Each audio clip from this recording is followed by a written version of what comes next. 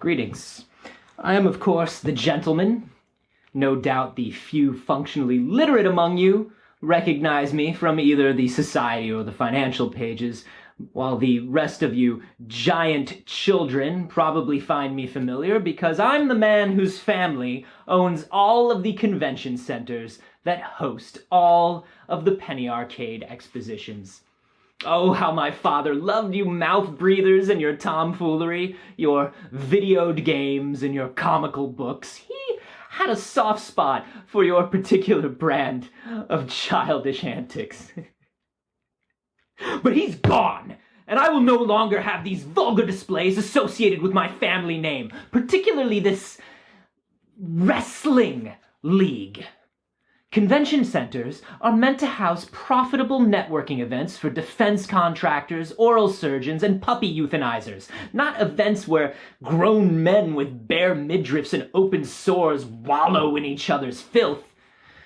I was going to shut down the Eastern chapter of the Penny Arcade Exposition entirely when one of your number came to me, the only one of you with the business acumen and the financial capital to be worthy of speaking to me, quite honestly. He's promised me that he can make PAX a quiet, wholesome, profit-turning event, and all I have to do in return is help him take over your ridiculous league.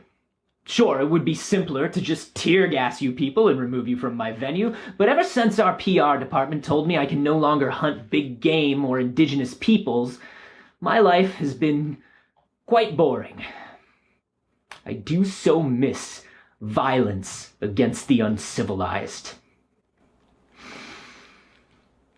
So I've taken him up on his offer, and by the time Paxamania 2 is over, he will be your champion, and we will turn PAX into a quiet, profitable, mature business event.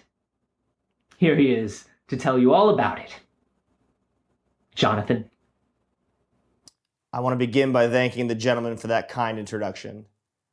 Hello, investors in PAX Wrestling and members of the media who've joined us here today. My name is John Drake, and I'm a management consultant that's been retained by the PAX Wrestling Board of Directors. I'm here today to tell you, after a comprehensive study looking back at this past fiscal year of PAX Wrestling, the state of PAX Wrestling is not strong, and the company is not on target to hit its goals for this year.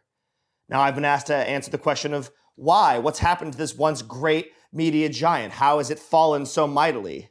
The answer, I'm sorry to say, falls at the feet, squarely, of three groups of people.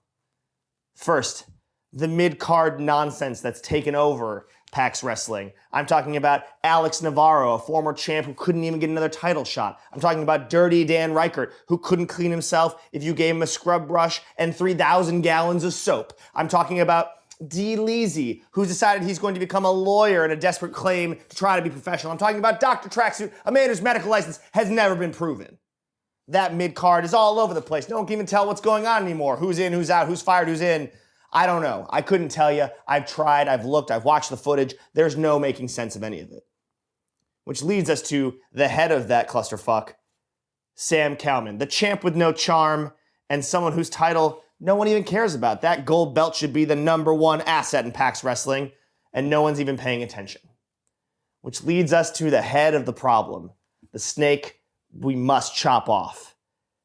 Greg Miller, the commissioner who couldn't get a commission on this match to save his life. He has organized a disaster of cards, stories that no one can follow, and he's only doing 2 shows a year? He can't even make it to an ancillary third farm event in Texas that spun up on its own? And let's not forget that the greatest cost on our balance sheet is a fog machine debacle that made us evacuate an entire hotel of people because Greg Miller's watch is not well thought out. So you might say to me, John Drake, Johnny Cashanova, what do you presume to do about all of this? Well, I'll tell you. It's a simple 3-step plan. I'm going to return PAX to its glory using the great assets at my disposal. You know, I was the underdraker. Now I'm the underwriter. I've been gathering board members. I've been gathering investors. The gentleman and I have pooled a great amount of cash to solve this problem. I'm going to remove the organizational issues with that cash. Greg Miller, I think it's time for you to sunset yourself back to Texas where you've taken all of your money recently. And last but not least, we're going to have the most hostile takeover in the history of corporate America. That's right, my friends, in the world of wrestling, there may be broken bones, there may be broken hearts, and there may be broken promises. But just remember, at the end of the day, money talks, bullshit walks, and it's always just business. See you at Paxamania.